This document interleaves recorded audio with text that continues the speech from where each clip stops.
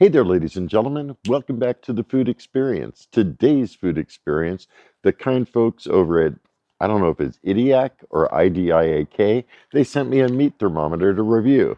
And I'm going to test it out two different ways. One hot and fast with a ribeye steak, and another one low and slow with a tri-tip. Comes in a box. Inside the box, you'll have a base unit. The thermometer is in there. It does take two AAA batteries, or you could power it through USB-C. They do provide you with a USB-C cable, a card telling you how to get started with their app, and a user guide. Here's a look at the base. There's notches right here making it easy to open. There's the thermometer, button on the side, USB-C port. There is an attention letting you know you need to stick it in at least this far to the meat. The ambient part of the thermometer is right here, and the meat will be read from this section. Has a nice sharp point to it. I removed the sticker, and you can see there's a little line running around. That is the split point between the ambient and the rest of the thermometer. So make sure it's at least inserted into the meat to this point. You could go a little further, but at least to that point. So that's about all I want to show you for right now. I'll show you the app later as we get into cooking. And first, I'll do the tri-tip, and second, I'll do the ribeye. And without further ado, here we go. I purchased this tri-tip from Aldi. For the seasoning, I'm using Holy Gospel by Meat Church. And it's a big, thick cut of meat. Definitely could use a lot of seasoning. I'm going to take it to around medium and then flame broil it. I'm turning on the Pit Boss at 225 degrees. Inserting the meat thermometer. I want to find a thick spot. I'm thinking like right here.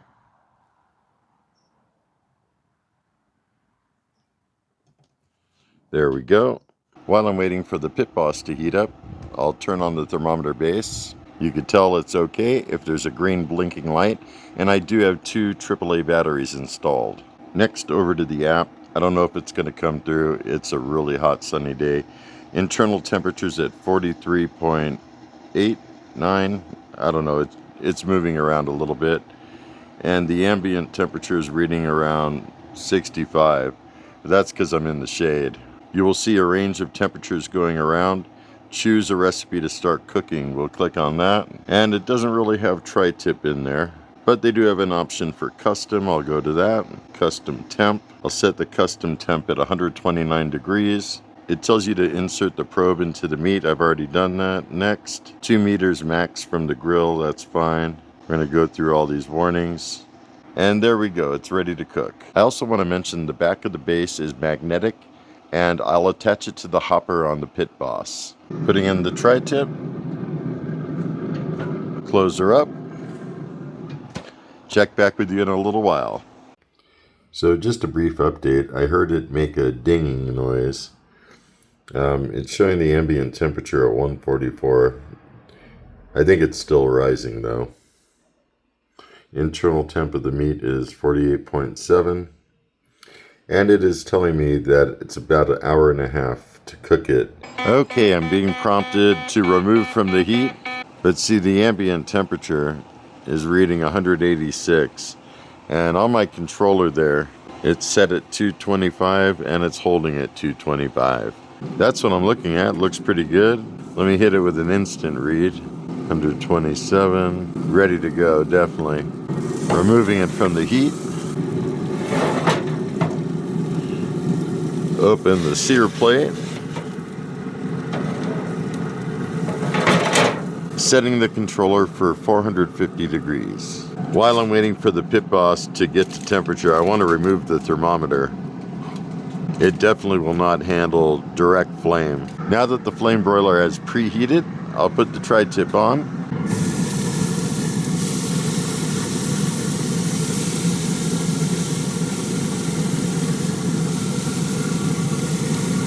It's been going for about 45 seconds. Oh yeah, definitely getting a nice sear.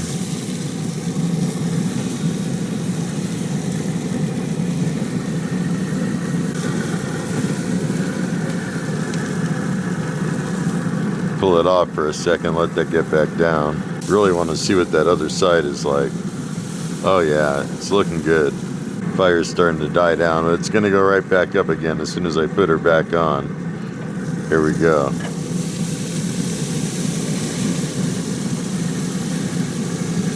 It smells so good. And I'm sure it has to be done. Wow, that sear is so nice. I'll remove it. That's what I'm looking at. Let's check out the other side. Oh yeah, that looks so good. So really now, it just needs to rest.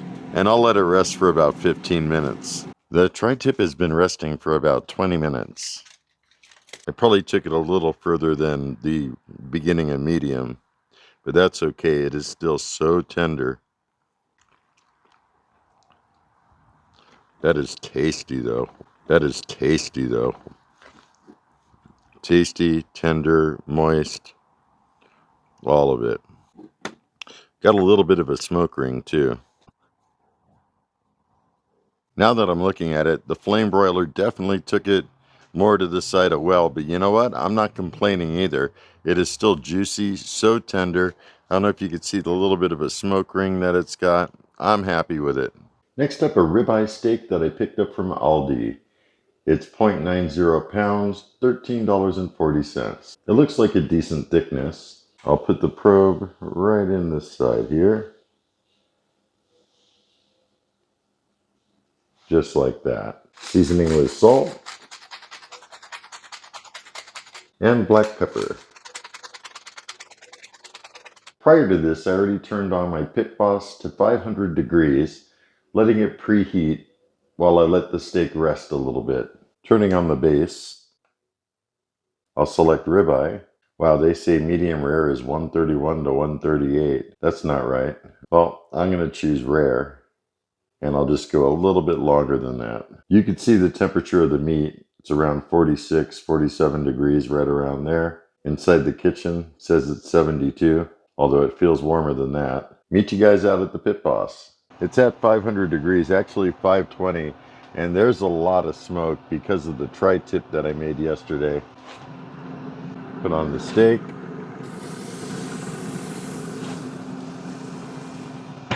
And I'm guessing probably a few minutes per side. It's been going 4 minutes. Nice grill marks. I'll let it go another few minutes. I just got the alert that it's almost done. Internal temperature is now at 96 degrees. The ambient temperature is now showing 453, yet it's really hotter than that. Internal temp 122.8, and I think I'll pull it right when it's around 128. Just received the alert to remove from heat, but I'm not going to do it quite yet because it's at 126, and I like it between medium rare and medium. The app does let you know that it's resting when it is resting time, although not quite yet. And it shows a countdown as it's resting, but that time is not long enough. They need to increase that. Okay, 129, we're done. Oh yeah, that side looks real good. All right, let's pull it out, let it rest. The steak's been resting about 5 minutes, and the temperature is still going up. It's at 142. A little hotter than I would like it to be, but nonetheless, it'll still be some good eating. And what I'm waiting for is the internal temperature to drop a notch before I cut into it. While I'm waiting for the resting to complete, would you just look at that? From the outside, it looks very nice. And it's at 142.5 right now. Oh, zero point 0.6. Wow, it is still climbing. Yeah, the rest time in their application needs to be a lot longer, like probably about 10 minutes. Would you look at that though? It looks really nice. There's some red right there, which I believe is from the wood. Now the internal temperature is dropping. It was at 142.6. It's at 142.3, and it's been resting for about 10 minutes. At this point, I'll remove the probe. Now I'll cut into it. I'll start right in the middle there. So tender, wow. Yeah, definitely cooked a little bit more than I would have liked it to. But I'm not mad at it either. Look at that. That looks pretty darn good to me. And look at all that juice.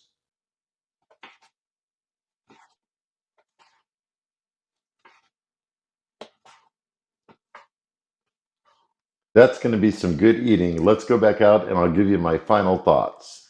Welcome back, ladies and gentlemen. That was a look at the IDIAK, or IDIAK. I put it through the paces, ran it through a tri-tip and a ribeye, and I had pretty good results. I really like the design of the device, that it has a cover, comes in this cool carrying case, and it's also magnetic in the back.